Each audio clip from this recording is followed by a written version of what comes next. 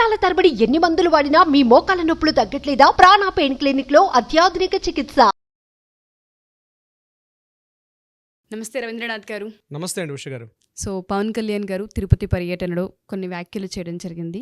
ఏదైతే సనాతన ధర్మం కాపాడుకోవాలి అన్న వ్యాఖ్య మనం వింటూ ఉన్నాము. దాంతోపాటు చెన్నైకి వినిపించేలాగానే మాట్లాడారని ఒక రకంగా కూడా మనం చెప్పుకోవచ్చు. ఎవరైతే అక్కడ ఒక వ్యక్తి దీని గురించి మాట్లాడారు అంటే సనాతన ధర్మాన్ని నిర్మూలించాలి అనే విధంగానే ఆయన కూడా ఒక వర్డ్ యూస్ చేయడం జరిగింది. ఒక రకంగా ఇది హెచ్చరికనే మనం చెప్పొచ్చు. అండ్ దాంతోపాటు వారాహి డిక్లరేషన్ బుక్ కూడా చూపించడం జరిగింది. ఇప్పుడు అందరి కళ్ళు ఆ బుక్ పైనే ఉన్నాయి. దీనికి సంబంధించిన పూర్తి వివరాలు ఏంటి అండ్ దాంతో పాటు మనం చూసుకుంటే సనాతన ధర్మం అంటే ఏంటి, దీని గురించి ఇప్పుడు ఎందుకు మాట్లాడడం జరుగుతుంది అసలు? పవన్ కళ్యాణ్ గారు రీసెంట్గా తన తిరుపతి పర్యటనలో భాగంగా ఒక వర్డ్ వాడడం జరిగింది. అది వారాహి డిక్లరేషన్. సనాతన ధర్మంపై మేము ముందుకు తీసుకెళ్తామని చెప్తూ ఆయన కొన్ని కీలకమైనటువంటి అంశాలు కూడా మాట్లాడడం జరిగింది. ఎప్పుడైతే ఈయన సనాతన ధర్మాన్ని అన్నటువంటి ఏ టాపిక్ తీసుకొచ్చారో మీడియాలో ప్రముఖంగా రకరకాల వార్తలు వినిపిస్తున్నాయి. దురదృష్టవశాత్తు విషయం ఏంటంటే అదే ఒక ముస్లిం సంబంధించిన పండగ జరిగిందనుకోండి, తల మీద ఒక టోపీ పెట్టుకొని ఇఫ్తార్ విందులకు వెళ్ళినప్పుడు ఎందుకు వెళ్ళావు అని ఎవరు అడగరు. క్రిస్మస్ వేడుకలు జరిగినప్పుడు క్రిస్మస్ వేడుకల్లో భాగంగా అక్కడికి వెళ్ళి చర్చిల్లో పార్టిసిపేట్ చేసినటువంటి మన రాజకీయ నాయకులకి ఎందుకు మీరు వెళ్ళారు అని చెప్పి ఎవరు అడగరు. నాట్ ఓన్లీ పవన్ కళ్యాణ్, నేను అందరి దృష్టిలో పెట్టి చెప్తున్నాను. కానీ ఒక నేను హిందూ ధర్మానికి నేను కట్టుబడి ఉంటాను అని అంటే ఎందుకు మత ఛాందసవాదిగా చూస్తుంది ఈ లోకం అన్నదే ప్రశ్న. నేను సూటిగా ఒక ప్రశ్న అడుగుతున్నాను. ఎవరి ధర్మాలు వాళ్ళు పాటించుకోండి, తప్పేమీ లేదు కదా. సనాతన ధర్మాన్ని ఎప్పుడైతే పవన్ కళ్యాణ్ గారు మాట్లాడడం జరిగిందో ఇప్పుడే ఇన్ని రకాల వార్తలు, ఊహాగానాలు ఏదో జరిగిపోతుంది అన్నటువంటి ఒక వ్యాఖ్యలు వినిపిస్తున్నాయి. ఆయన చేసిన తప్పేంటి ఇక్కడ? కాసేపు మనం పవన్ కళ్యాణ్ గారిని పక్కన పెడితే ఆయన చేసిన వ్యాఖ్యలు తమిళనాడును ఉద్దేశించి మాట్లాడడం జరిగింది. ఉదయనిధి స్టాలిన్ ఎవరైతే ప్రెజెంట్ డిప్యూటీ సీఎంగా ఉన్నారో స్టాలిన్ గారి యొక్క అబ్బాయి ఉదయనిధి స్టాలిన్ గతంలో 2022లో ఆయన సనాతన వలిప్పు మానాడ్ అని ఒక కార్యక్రమాన్ని ఏర్పాటు చేశారు. సెప్టెంబర్ 2వ తారీఖు నాడు సనాతన వలిప్పు మానాడ్ అని చెప్పి, అంటే సనాతన ధర్మ నిర్మూలన తెలుగులో చెప్పాలంటే, దానికోసం ఆయన కట్టుబడి ఒక పెద్ద బహిరంగ సభలో కూడా మాట్లాడడం జరిగింది. అందులో ఆయన కీలకమైన వ్యాఖ్యలు చేశారు. ముఖ్యంగా ఈ సనాతన ధర్మం అన్నది ఒక దోమ లాంటిది, దీనివల్ల డెంగ్యూ, చికెన్ గున్యా ఇట్లాంటి వ్యాధులు ప్రబలుతాయి, కాబట్టి ఈ సనాతన ధర్మాన్ని నిర్మూలించాలి అని బహిరంగంగా చెప్పడం జరిగింది. దాని మీద యావత్ దేశం కూడా, ముఖ్యంగా ఎవరైతే హిందువులు అని చెప్పబడుతున్నామో అందరం కూడా రకరకాల దాడులు చేయడం కూడా జరిగింది. అయితే ఈరోజు అక్కడ తిరుపతిలో మాట్లాడినటువంటి పవన్ కళ్యాణ్ గారి వ్యాఖ్యల మీద ఇది చెన్నైకి ఆయన ఒక హెచ్చరిక చేస్తూ అని చెప్తూ మాట్లాడడం జరిగింది. అసలు ఈ సనాతన ధర్మం అంటే ఏమిటి అన్నది ముందు తెలుసుకుంటే ఇన్ని రకాల వ్యాఖ్యలుగా కారణమయ్యే అవకాశం ఉండదు ఉష గారు. ముఖ్యంగా చాలామంది హిందూ మతం, ఇది క్రిస్టియన్ మతం, ఇది ఇస్లాం మతం అంటారు. హిందూ అన్నది యాక్చువల్గా మతం కాదు, ఇది మొదటి నుంచి చెప్తున్నది. ఇది ఒక ధర్మం, హిందూ ధర్మం. దాన్ని సనాతన ధర్మం అంటారు. ఎందుకు ధర్మం అని పిలవబడింది అంటే ధర్మం అన్నది ఒక రూల్, ఒక పద్ధతి, ఒక ప్రామాణికం, ఒక రకమైన ఒక ప్రొసీజర్ అని చెప్పుకోవాలి. ధర్మం అంటే చాలా అర్థాలు ఉంటాయి. అవన్నీ ఈ వేదికలోని అన్ని విషయాలను చెప్పలేను కాబట్టి దాని సిస్టమ్ నేను చెప్తున్నానండి. సనాతన ధర్మం అంటే ఏంటి? ఎప్పుడు స్టార్ట్ అయిందో తెలియదు, ఎవరు మొదలైందో తెలియదు. ఒకసారి చిన్మయానంద గారు కూడా ఇదే ప్రశ్న అడిగారట. క్రైస్తవ మతాన్ని ఎవరు స్టార్ట్ చేశారంటే జీసస్ క్రీస్తు అంటారు. అదే ముస్లిం మతం ఎవరు స్టార్ట్ చేశారు అంటే మహమ్మద్ ప్రవక్త అంటారు. ఇట్లా. కానీ హిందూ మతం ఎక్కడ మొదలైంది అంటే సనాతనంగా ఉండేది. అంటే ఇంతకుముందు ఉండేది, ఇప్పుడు ఉంది, రేపు కూడా ఉండేది. దిస్ ఇస్ కాల్డ్ సనాతనం. ఇంతకుముందు ఉండేది, ఇప్పుడు ఉంది, రేపు భవిష్యత్తులో కూడా ఉంటుంది అని చెప్పేది ఒక సనాతనం. ఇది ఒక ధర్మం. వాట్ ఈజ్ ధర్మం? ఫర్ ఎగ్జాంపుల్ మీకు చెప్తాను చూడండి. సూర్యుడి నుంచి వస్తున్న వేడి దాని ధర్మం. వేడి అనేది ఒక ధర్మం. మంచు శీతలం దాని యొక్క ధర్మం. అంటే ప్రకృతిలో ఒక నియమాలు ఉంటాయి. ప్రతి దానికి కూడా ఒక నియమం ఉంటుంది. ఆ నియమాన్ని ధర్మం అంటుంది శాస్త్రం. ధర్మం అంటే ప్రొసీజర్. ముఖ్యంగా ఏదైతే సనాతన ధర్మం చెప్తున్నామో ఇది ఒక విధి విధానం. సూర్యుడు తూర్పున ఉదయించాలి, పడమరను అస్తమించాలి, చంద్రుడికి పౌర్ణమిలు, అమావాస్యలు ఉంటాయి. దాని ధర్మం అది, దాని ప్రొసీజర్ అది. సో ముఖ్యంగా ఇక్కడ చెప్పేది ఏంటంటే భరతఖండం అనేది చెప్తున్నాము, భారతదేశం అనేది చెప్తున్నాము.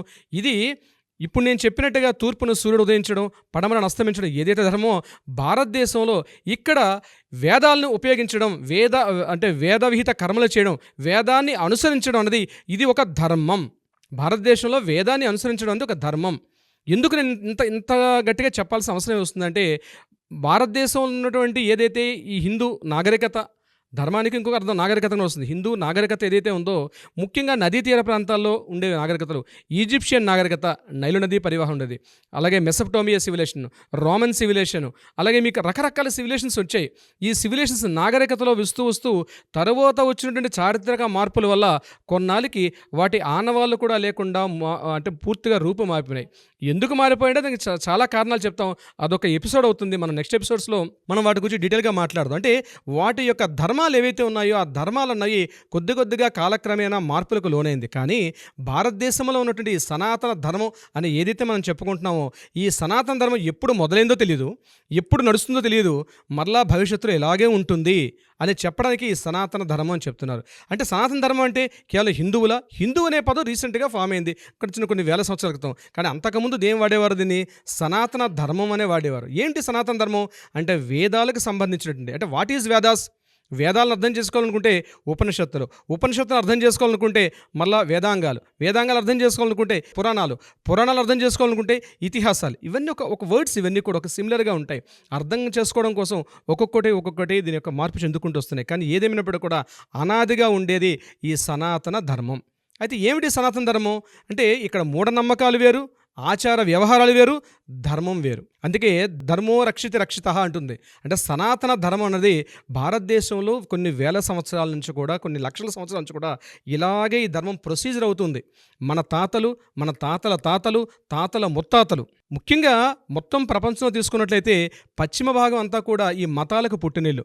క్రైస్తవ మతం కానివచ్చు, ముస్లిం మతం కావచ్చు, హైందవ ధర్మం కావచ్చు, ఇంకా ఏదైనా సరే ఇవన్నీ కూడా ఈస్ట్లో ఉన్నటువంటి ఈ తూర్పు ఆసియా ప్రాంతాల్లో మాత్రమే బాగా పుట్టి ఇక్కడ నుంచి యావత్ దేశానికి కూడా, యావత్ ప్రపంచానికి విస్తరించాయి. అయితే ఈ భారతదేశంలో ఇక్కడ జరిగినటువంటి దీని తర్వాత ఈ సనాతన ధర్మాన్ని పూర్తిగా రూపుమాపాలి అనే విషయం మీద అనేక వేల సంవత్సరాల పాటు కంటిన్యూస్గా దాడులు జరిగాయి. ఎన్ని దాడులు అంటే చరిత్రని మనం ఒకసారి వెనక్కి వెళ్ళినట్లయితే అండి గారు, అనేక దాడులు జరిగాయి ఈ సనాతన ధర్మాన్ని ఇక్కడ తొక్కేయాలి అనే ఉద్దేశంతో. ఎప్పటికప్పుడు ఎంత తొందరగా దాన్ని తొక్కేయాలని ప్రయత్నం చేస్తుంటే మరలా గోడ కొట్టిన బంతిలాగా సనాతన ధర్మం మరలా ముందుకు వెళ్తూ వస్తుండేది. దీనికి ఎగ్జాంపుల్ చెప్తాను. 1000 సంవత్సరంలో భారతదేశంలో ముస్లిమ్స్ యొక్క దండయాత్రలు స్టార్ట్ అయినాయి. అంటే కుతుబుద్దీన్ ఐబక్ 1206 ప్రాంతంలో ఈ భారతదేశం ప్రాంతంలో ఇక్కడ ఇస్లాం మత సామ్రాజ్యం స్థాపించాలని చెప్పి మూకుమ్ముడిగా చేయడం జరిగింది. ఒక సంవత్సరం కాదు, 1000 ఏళ్ల పాటు సుమారుగా భారతదేశంలో ముస్లిం మతరాజ్యాలే ఇక్కడ చేయడం జరిగింది. ఇక్కడ నేను మతం జోలికి వెళ్ళట్లేదండి. నేను ఏ రకంగా దాడులు ధర్మం మీద ఎటువంటి దాడులు జరిగాయి అని చెప్పడం నా ఉద్దేశం. ఈ ధర్మం మీద ఏమైంది కంటిన్యూ అయినప్పుడు కూడా ఈ రోజు కూడా వాళ్ళు కనీసం కొన్ని వందలేళ్ల పాటు ఇదే భారతదేశంలో రకరకాలుగా ఈ సనాతన ధర్మాన్ని భ్రష్టు పట్టించాలని అనేక ప్రయత్నాలు చేశారు. కానీ ఈ రోజు కూడా సజీవంగా ఉంది. దానికి అర్థం మన పూర్వీకులు ఇచ్చినటువంటి ఆ వేద సంస్కృతి. 600 సంవత్సరాలు ఔరంగజేబు పరిపాలన కాలంలో భారతదేశంలో క్రిస్టియన్స్ అనేవాళ్ళు భారతదేశంలోకి ప్రవేశించారు. ఔరంగజేబుకు ముందు భారతదేశంలో ఒక క్రిస్టియన్ కూడా ఉండేవాడు కాదు. కానీ 1600 సంవత్సరాల్లో భారతదేశంలో క్రిస్టియానిటీ అంటే ఈ వచ్చినటువంటి ఈ తూర్పు ప్రాంతం చూసినటువంటి కొంతమంది ఎవాంజలిస్టులు అంటారు, వాళ్ళు వచ్చి ఇక్కడ ప్రచారాన్ని చేయడం మొదలుపెట్టారు. కానీ ఈరోజు కూడా వాళ్ళ పర్సంటేజ్ తక్కువగా ఉంది. కారణం ఏమిటి అంటే ఈ ధర్మాన్ని నాశనం చేయాలనుకుంటున్నారు. వాళ్ళ పని వాళ్ళు చేసుకుంటే ప్రమాదం ఉండేది కాదు.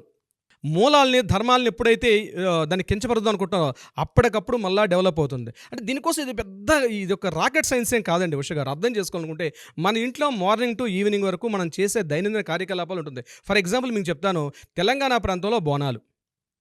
తెలంగాణ ప్రాంతంలో ఆషాఢ మాసం వచ్చేటప్పటికి, ఆషాఢ మాసం ఆ టైంలో బోనాలు ఏర్పాటు చేస్తారు. ఎవరు స్టార్ట్ చేశారండి ఈ బోనాలు? ఎవరు మొదలుపెట్టారు? అది ధర్మం, అది సనాతనం. సరిగ్గా మీకు ఇంకా కొద్దిగా చెప్పడానికి సాహసిస్తున్నాను. భారతదేశంలో ఎక్కువగా క్రిస్టియానిటీ ఎక్కడ ఉంటుంది? కేరళ ప్రాంతంలో ఉంటుంది. జీసస్ క్రిస్ట్ ఎప్పుడు జన్మించాడు? December 25th ఆయన డేట్ ఆఫ్ బర్త్ చేస్తారు. అటువంటిది ఎగ్జాక్ట్లీ భారతదేశంలో సరిగ్గా అదే సమయంలో 42 రోజుల పాటు దీక్షని వేసి మాలధారులై పూర్తిగా అయ్యప్ప అనుకుంటూ అదే కేరళ ప్రాంతానికి ఆ సేతు హిమాచలం వెళ్తారు. ఎవరు స్టార్ట్ చేశారు? లేదండి, ఆన్సర్ లేదు. ఇది మీరు చేశారా, నేను చేశానా, పలానా వ్యక్తి స్టార్ట్ చేశాడా? లేదండి. ఎప్పుడైతే ధర్మానికి హాని కలుగుతూ ఉంటుందో ఈ యొక్క భారతదేశానికి రక్షిస్తూ సప్తర్షి మండలం ఒక వైదిక సంస్కృతి మన తాత ముత్తాతల నుంచి ఉంది. వాళ్ళు ఎప్పుడూ రక్షిస్తూ ఉంటారు ఈ ధర్మానికి, ఈ సనాతన ధర్మానికి ఎప్పుడూ రక్షిస్తూ ఉంటారు.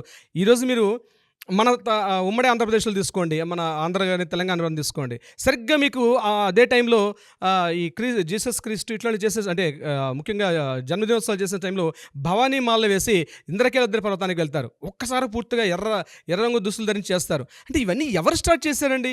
ఏ ఒక్క వ్యక్తి వల్ల సాధ్యమా? ఒక వ్యక్తిని ఎదురుగుండా వ్యక్తిని మార్చలేదు. అంటే నేను ఉద్దేశం ఏంటంటే భారతదేశానికి ఇప్పుడు మనం చూస్తున్న చాలా స్వల్పం 0.1%, కానీ మన సనాతన ధర్మం మీద అనేక దాడులు, అనేక వేల సంవత్సరాలు. కానీ ఏమైంది? ఇప్పుడు మనం అనుకున్నటువంటి ఈజిప్షియన్ కల్చర్ కావచ్చు, మెసొపటోమియన్ కావచ్చు, లేకపోతే రోమన్స్ కావచ్చు, వీళ్ళందరూ కూడా ఈ దాడుల వల్ల ఈరోజు వాళ్ళ నాగరికతలే కనుమరుగైపోయాయి. కానీ అప్పటికి ఇప్పటికి సజీవంగా ఉండేది సనాతన ధర్మం. ఇక మన దేశానికి వచ్చినట్లయితే తమిళనాడు, ఇప్పుడు మీరు మాట్లాడుతున్న తమిళనాడు ప్రాంతంలో ముఖ్యంగా ద్రవిడోద్యమం జరిగింది. ఉధృతంగా రామస్వామి నాయకర్ గారి ప్రాంతంలో అద్భుతమైన ద్రవిడోద్యమం నడిచింది. ఆ టైంలో కరుణానిధి గారు దీనిలో కీలక పాత్ర పోషించి గొప్ప కవితలు ఎన్నో రాసేవారు. ద్రవిడ ఉద్యమం నడిచింది అద్భుతంగా. అంటే రాముడు అనేవాడు లేడు, కృష్ణుడు అనేవాడు లేడు, అసలు పూర్తిగా ఇదంతా ఒక అశుద్ధం అని అన్నట్టుగా మాట్లాడేవారు. కానీ ఈ రోజుకు కూడా తమిళనాడులో ఉన్నటువంటి దేవాలయాల సంస్కృతి ఇప్పటికి కూడా ఉంది. నేనేమంటానంటే మతం వేరు, ధర్మం వేరు. ఇక్కడ రెండింటినంటే గుళ్ళు కడితేనే హిందూ మతమా, లేకపోతే రోజు గుడికి వెళ్తేనేనా, రోజు దైవారాధన చేయాలా, దీపం, ఇవన్నీ కూడా ఆచారాలు. ఆచారం వేరు, సంప్రదాయం వేరు, ధర్మం వేరు. ధర్మాన్ని ఎప్పుడైతే మనం ఆ మూలాలు పోగొట్టుకుంటామో అప్పుడే డెఫినెట్గా ఏదో ఒక తెలియని ఒక అతీంద్రియ శక్తి దీన్ని మరలా కంట్రోల్ చేయడానికి ఒక సప్తర్షి మండలం వచ్చే అవకాశం ఉంటుంది. నేను చెప్పిన మాట కాదండి, పెద్ద వేదాంత పండితులు దీన్ని ఎప్పుడు అవకాశం పెట్టి చెప్తున్నారు. ఈ రోజు జరుగుతున్నటువంటి విషయానికి మనం వచ్చినట్లయితే, ఇప్పుడు మన సమకాలీన సమాజంలో జరుగుతున్న విషయానికి వస్తే, సనాతన ధర్మం అంటే అదేదో పెద్ద బూచిగా మాట్లాడడం జరుగుతుంది. ఎందుకండి భయం? ఎందుకు వాళ్ళకి భయం? ఎప్పటికీ కూడా అల్పసంఖ్యాక వర్గాలను రక్షించుకోవాలి, మైనార్టీని రక్షించుకోవాలి. అవును, గర్భంలో చరిత్రలో చాలా దారుణాలకి అల్పసంఖ్యాక వర్గీయులు చాలా రకాల అణగదొక్కబడ్డారు. వాళ్ళని ఎలా బయటకు తీసుకురావాలని ఆలోచించాలి తప్పించి దీనికి ప్రత్యామ్నాయం అంటే అదిగో మీకు కాలుకి దెబ్బ తగిలిందంటే కాలు తీసారంటే వైద్యం కాదు కదా. ఈరోజు జరిగింది సమాజంలో, ఈరోజు అల్పసంఖ్యాక వర్గాలు చాలా ఇబ్బందులు పడ్డారు. అవును, దానికి చారిత్రకంగా జరిగిన ఆధారాలు ఒప్పుకుందాం. కానీ దానికి రెమెడీ పూర్తిగా మనిషిని చంపేయడం కదా. ఒక కాలుకి గాయం తగిలిందంటే మనిషిని చంపేయడం కాదు కదా. సనాతన ధర్మం అన్నటువంటి ఏదైతే ఒక వైదిక ధర్మం ఉందో దీనికి అందుకే మీకు భగవద్గీతలో ఫస్ట్ శ్లోకం ఉంటుంది, ధర్మక్షేత్రే కురుక్షేత్రే సమవేత యుత్సవ మామకా పాండవైశ్చైవ కిం కుర్వత సంజయ. అంటే భగవద్గీత ఫస్ట్ శ్లోకం ధర్మక్షేత్రే, ధర్మంతో స్టార్ట్ అవుతుంది. చిట్ట చివరి అదే పదంలో ఎండింగ్ వర్డ్ సంజయ అంటే జయం. అంటే ధర్మంతో స్టార్ట్ అవుతుంది, జయంతో ఎండింగ్ అవుతుంది. అంటే ధర్మమే జయిస్తుంది. ఈ మధ్యంతా కూడా రకరకాల కార్యకలాపాలు ఉంటాయి. మనుషులు పుడుతుంటాం, మరణిస్తుంటాం, జీవులు పుడుతుంటారు, రకరకాల వ్యవస్థలు ఉంటాయి. చిట్ట చివరిగా మిగిలేది ధర్మం జయిస్తుంది. గీతాశ్లోకం కూడా అర్థం అదే. సనాతన ధర్మం అంటే ఇక్కడ మతాలు వేరు, ధర్మం వేరు అని చాలా క్లియర్గా కనిపిస్తోంది. ప్రజెంట్ సిచ్యుయేషన్ కనుక మనం చూస్తే పవన్ కళ్యాణ్ గారు ఎందుకు దీన్ని చేపట్టారు, ఎందుకు ఇప్పుడు దీన్ని లేవనెత్తారు, దీనికోసం ఎందుకు పునరావృతం అవుతూ ఉన్నారు, దీని వెనుక ఆంతర్యం ఏమిటి అసలు? రాజకీయ కోణంలో చూసుకుంటే రకరకాల విపరీతార్థాలు కనిపిస్తాయి ఉష గారు, రాజకీయ కోణంలో చూసినట్లయితే. కానీ బహుశా మరి ఆయనకి ఏం జరిగిందో తెలియదు. నేను ఇందాక మీకు స్టార్టింగ్ చెప్పినాడు, సప్తర్షి మండలం నుంచి ఏదో ఒక విశేషం జరుగుతుంది. ఎవరో ఒక మహానుభావుడు, ఒక టైంలో శివాజీ జన్మించారు, మరొక టైంలో సమర్థ రామదాసు, శివాజీ, మహానుభావులు కొంతమంది, ఒక వివేకానందుడు, వీళ్ళు ఏం చేశారంటే ఈ ధర్మాన్ని ప్రతిష్టాపన చేసేసి కొన్ని వందల సంవత్సరాల పాటు అవి ముందుకు వెళ్ళడం కోసం అని చెప్పి వాళ్ళు దాన్ని ప్రచారం చేసుకుంటూ వెళ్ళిపోయారు. బహుశా ఇప్పుడు జరుగుతున్న సమయంలో నేను పవన్ కళ్యాణ్ వాళ్ళతో పోల్చడం నా ఉద్దేశం కాదు, కానీ మార్పుకి నాంది అనేది ఎక్కడో దగ్గర జరగాలి. బహుశా ఆ కృత్యం తీసుకునే పవన్ కళ్యాణ్ గారిని మనం ఈ విషయంలో బహుశా రకరకాల మంది విభేదించవచ్చు.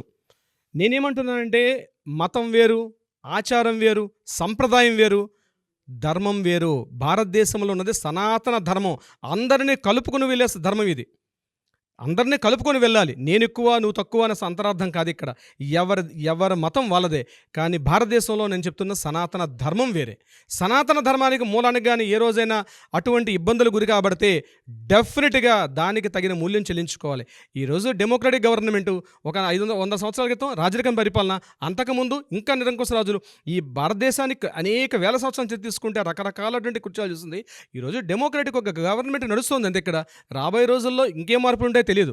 సో ఇప్పుడు ఉన్న వాటిలో మనం ప్రొటెక్ట్ చేసుకోవాల్సిన బాధ్యత మనది.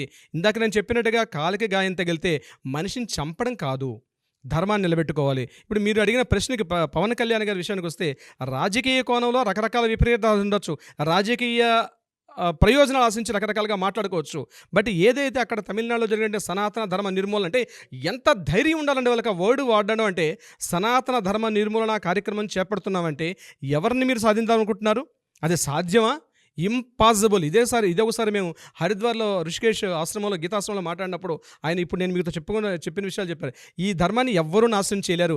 అనేక వేల సంవత్సరాల పాటు చూసినట్లయితే ఈ ధర్మాన్ని నశింపచేయడం పని కట్టుకొని చేశారు. మీది అది వేస్ట్, మీ దేవుళ్ళ దండగా, మీ అది దండగా అని ఎంత క్రిటిసైజ్ చేస్తే అంతకంత డెవలప్ అవుతుంటుంది. చూడండి, ఇటీవల కాలంలో వినాయక చవితి తీసుకోండి, అమ్మవారి సంబరాలు తీసుకోండి, ఇలాగో ఇప్పుడు నవరాత్రులు ఉన్నాం కాబట్టి చెప్తున్నాను. అంతకంత పెరుగుతుంది తప్పించి ఎక్కడ తగ్గే వాతావరణం కనబడదు. అదే ధర్మం. దట్ ఈస్ కాల్డ్ సనాతన ధర్మం. ధర్మం అనేది విజయానికి నాంది, మీరు చెప్పినట్టుగానే. సో అదే ధర్మాన్ని కాపాడడానికి కోసం మాత్రమే ఇది ఈ ప్రయాణం అని ఆశించవచ్చని నేను అనుకుంటూ ఉన్నాను. దీనికి సంబంధించి ఇంకా మనకు కూడా వివరాలు రావాల్సి ఉంది. అసలు ఏ విధంగా ముందుకు తీసుకెళ్తున్నారు, అసలు ఈ ప్రచారంలో ఉన్న అంటే నియమం ఏంటి అని మనకి తెలియాల్సిన అవసరం ఉంది. Anyway, thank you so much sir. చాలా క్లియర్గా, చాలా నీట్గా ఎక్స్ప్లెయిన్ చేశారు. మతాలు వేరు, ధర్మం వేరు. ఏ మతమైనా సరే ధర్మం కోసమే ప్రయాణిస్తూ ఉంటుంటాం. అందరం ఐకమత్యం అనే దాన్ని యూస్ చేశారు. Thank you sir. Thank you so much.